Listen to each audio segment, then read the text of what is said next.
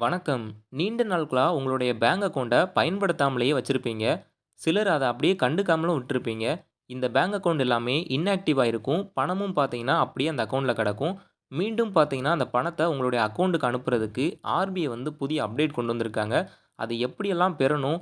எதுல அப்ளை பண்ணணும்? அப்படிங்கிற முழு தகவலையும் தெரிஞ்சுக்கலாம். அதுக்கு முன்னால நீங்க இப்ப தான் நம்ம சேனல புதுசா பார்க்குறீங்கன்னா, மறக்காம சப்ஸ்கிரைப் பண்ணிக்கோங்க. இது போன்ற பயனுள்ள தகவல் எல்லாம் உடனுக்குடன் கிடைக்கும். சரி வாங்க வீடியோக்குள்ள போலாம். நீங்க எந்த பேங்க்ல அக்கவுண்ட் வச்சிருந்தாலும் சரி, சிலர் 2 வருஷம், 3 வருஷம், ஏன் 10 வருஷம் கூட பார்த்தீங்கன்னா, அக்கவுண்ட்ட பயன்படுத்தாமலே வச்சிருப்பாங்க. அந்த அக்கவுண்ட்ல பணமும் இருக்கும். அது பார்த்தீங்கன்னா, அப்படியே அந்த அக்கவுண்ட்ல கிடக்கும். சரி இத என்ன பண்ணி திரும்ப பார்த்தீங்கன்னா எடுக்கலாம். மற்றும் பெரும்பாலான மக்கள் பார்த்தீங்கன்னா, பேங்க்ல எஃப்டி போட்டிருப்பாங்க. சிலர் பார்த்தீங்கன்னா, ரெக்யூரிங் டெபாசிட் போட்டிருப்பாங்க. பெரும்பாலான மக்கள் பார்த்தீங்கன்னா, சேவிங்ஸ் அக்கவுண்ட் அதாவது நார்மல் அக்கவுண்ட்ல பணத்த போட்டு சேமிச்சு வச்சிருப்பாங்க. இந்த பணம்லாம் மெயின்டெயின் பண்ணாம, அப்படியே பேங்க்லயே பார்த்தீங்கன்னா இருக்கும். இத என்ன சொல்லுவாங்க அப்படின்னா, அன்கிளைம்டு பேங்க் டெபாசிட் அப்படின்னு சொல்லுவாங்க. அதாவது உரிமை கோரப்படாத வங்கி பணம் அப்படின்னே சொல்லுவாங்க. இத உங்ககிட்டயே திருப்பி கொடுக்கணும்னு தான் ஆர்பிஐ வந்து இப்போ ஒரு புதிய முயற்சியா ஒரு விஷயம் வந்து வெளியிட்டிருக்காங்க. அதாவது 2 ஆண்டுகள் அல்லது 10 ஆண்டுகள் வரை செயல்படாத வங்கி கணக்குகள் இருக்கும் இல்லையா? இந்த பணம் எல்லாமே ஆர்பிஐ உடைய டெபாசிட்டர் எஜுகேஷன் அண்ட் அவேர்னஸ் டிஇஏன்னு சொல்லுவாங்க. இந்த நிதிக்கு பார்த்தீங்கன்னா மாற்றப்பட்டிருக்கும். இருந்தாலும் கூட இந்த வங்கி சம்பந்தமான அதாவது உரிமையாளர் யாரோ, எந்த அக்கவுண்ட் ஹோல்டர் இருக்காங்களோ அவங்களுக்கோ, இல்ல அப்படின்னா அவங்களுடைய சட்டப்பூர்வமான வாரிசுக்கோ பார்த்தீங்கன்னா, இந்த பணம் வந்து செல்லும்.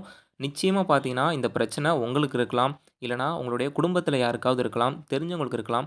ஸோ அவங்களுக்கு பார்த்தீங்கன்னா, இப்படி ஒரு விஷயம் இருக்கு அப்படின்னு சொல்லிட்டு நீங்க வந்து ஷேர் பண்ணுங்க. இப்போ உதாரணமா பேங்க் அக்கவுண்ட் ஓப்பன் பண்ணி பணத்த போட்டு வச்சுட்டு சம்மந்தப்பட்ட நபர் வந்து இறந்துட்டாலோ, இல்லன்னா முகவரி மாற்றம் செய்யப்பட்டாலோ, இல்லன்னா இந்த தகவல் எல்லாமே அவங்க குடும்பத்தின் நபருக்கே தெரியல அப்படின்னா, ஸோ கண்டிப்பா பார்த்தீங்கன்னா, அந்த பணம் அப்படியே தான் அக்கவுண்ட்ல இருக்கும். அத எந்த முறையிலலாம் எடுக்கலாம்? 2 விதமா எடுத்துக்கலாம்னு ஆர்பிஐ வந்து சொல்லியிருக்காங்க. அதுக்கு முன்னால அந்த பணம்லாம் இருக்கா? எவ்வளோ இருக்கு? அப்படிங்கிறத நீங்க தெரிஞ்சுக்கணும். ஸோ இதுக்கு வந்து ஒரு வெப்சைட் வந்து குடுத்துருக்காங்க ஆன்லைன்ல முதல் விஷயமா.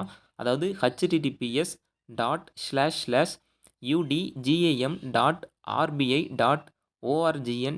என்ற இந்த வெப்சைட்டுக்கு பார்த்தீங்கன்னா, நீங்க போய்க்கணும். அங்க போயிட்டு உங்களுடைய பெயர் மற்றும் உங்களுடைய மொபைல் நம்பர் பார்த்தீங்கன்னா குடுக்கணும். அதுக்கப்புறமா இது வந்து 30 வங்கிக்கு மட்டும் தான் பார்த்தீங்கன்னா குடுத்துருக்காங்க. எதிர்காலத்தில வந்து நெறைய வங்கிகள் வந்து இணைப்போம் அப்படிங்கிற மாரியான விஷயத்தையும் சொல்லியிருக்காங்க. ஸோ இந்த 30 மெயினான பேங்க் மட்டும் தான் இப்போதைக்கு இந்த அப்டேட் வந்திருக்கு. ஸோ இந்த வெப்சைட் நேம் வேணும் அப்படின்னா, கண்டிப்பா பார்த்தீங்கன்னா நான் ஸ்க்ரீன்ல குடுக்குறேன். அதையுமே நீங்க பார்த்துக்கோங்க. உங்களுடைய பெயர்ல அப்படி செயல்படாத கணக்கு இருந்துச்சு அப்படின்னா, கண்டிப்பா பார்த்தீங்கன்னா உங்களுடைய டீட்டெயில்ஸ் எல்லாமே ஸ்க்ரீன்ல ஷோ ஆகும். அதுக்கப்புறமா நீங்க டைரக்ட்டா எந்த பேங்கோ அந்த பேங்கோட பிரான்ச்சுக்கு பார்த்தீங்கன்னா நேரடியா போய்க்கலாம். இல்ல அப்படின்னா ஆன்லைன்ல கேஒய்சி ஆவணங்கள பார்த்தீங்கன்னா, நீங்க கரெக்ட்டா சமர்ப்பிக்கலாம்.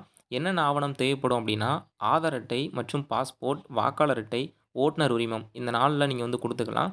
சரியான ஆவணத்த பார்த்தீங்கன்னா குடுங்க. அதுக்கப்புறமா இந்த தொகையோட சேர்த்து வட்டியும் பார்த்தீங்கன்னா, நீங்க வந்து திரும்ப பெற்றுக்கலாம். இது ஆர்பிஐயோட ரூல்ஸ்லயே பார்த்தீங்கன்னா இருக்கு. மக்களுக்கு இது எளிதாக பயன்படுத்துற மாரி இருக்குன்னு சொல்லிட்டு, இந்திய ரிசர்வ் வங்கியானது அக்டோபர் முதல் டிசம்பர் மாசம் வரைக்குமே நாடு முழுவதும் மாவட்ட வாரியாக பார்த்தீங்கன்னா, சிறப்பு முகாம்கள் வந்து நடத்தப் போறாங்க.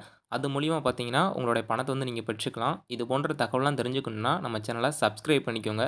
லைக் பண்ணுங்க, ஷேர் பண்ணுங்க. நன்றி.